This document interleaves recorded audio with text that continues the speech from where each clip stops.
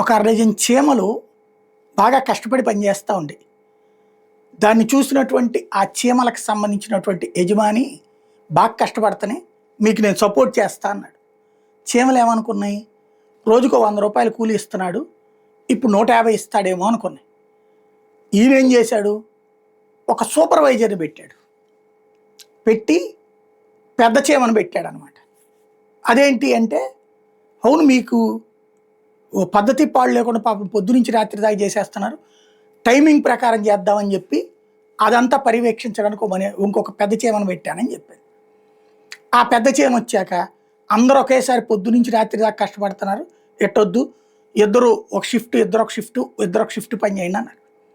పొద్దునుంచి సాయంత్రం దాకా 6 చీమలు తవ్వేది కాస్త 2 తవ్వేటప్పటికి పావు వంతుకి కరిగిపోయింది. ఆ తర్వాతన ఈ లోపం ఏంటి అని చెప్పేసి యజమాని అప్పుడు పెద్ద చీమని అడిగితే, అందులో కాస్త బద్ధకం వేస్తోంది, వీటికి మోటివేట్ చేసేటటువంటి విధానం ఉండాలి అని చెప్పాడు. పెద్ద చీమ చెప్పింది. అట్టయితే ఇంకో 2 పెద్ద చీమలను తీసుకో, మీ ముగ్గురు మోటివేట్ చేయండి అని చెప్పారు. ఈ 3 చీమలు ఈ పని చేసే 6 చీమల్ని మోటివేట్ చేయడం ప్రారంభించినాయి. ఏం చేస్తాం, మేము పొద్దునుండి రాత్రి దాకా పని చేస్తుంటే మీరే కదా షిఫ్ట్ ఎట్లా మార్చింది అంటే, హాయ్ నువ్వు మాది చెప్పింది అర్థం కావట్లేదు, నీ క్యాట్ టూట్ అని దబాయించేసినాయి. ఫైనల్గా వచ్చేటప్పటికి వీటి బాధపడలేక ఆ చీమలు ఉద్యోగం మానేసినాయి. ఇక్కడ కంపెనీ నిండా మునిగింది. అదే సందర్భంలో ఆ పెత్తనం చలాయించిన ఈ బాసులు మళ్ళీ ఇంకో కంపెనీని నాశనం చేయడం బిగించేస్తారు. ఈ కష్టపడేటటువంటి చీమలు మళ్ళీ ఇంకో చోట పని ఎత్తుక్కుంటాయి. ఇప్పుడు అదే పరిస్థితి మైక్రోసాఫ్ట్లో జరిగింది. అక్కడ సక్రమంగా నడిచిపోతుంది కోడింగ్ ఇదంతా కూడా. అబ్బెబ్బే ఇట్లాగా మీరందరూ పనిచేయడమే కదా, ఇదేమన్నా ఆర్టిఫిషియల్ ఇంటెలిజెన్స్తో అవకాశం ఉందని చూడండి అని చెప్పారు. వాళ్ళు ఆర్టిఫిషియల్ ఇంటెలిజెన్స్ ద్వారా పని చేయించడం బిగించేశారు. బాగా పని అవుతుందా అని అడిగారు. ఎస్ అని చెప్పారు. అట్లయితే మీరు ఉద్యోగం మానేయండి అని చెప్పారు.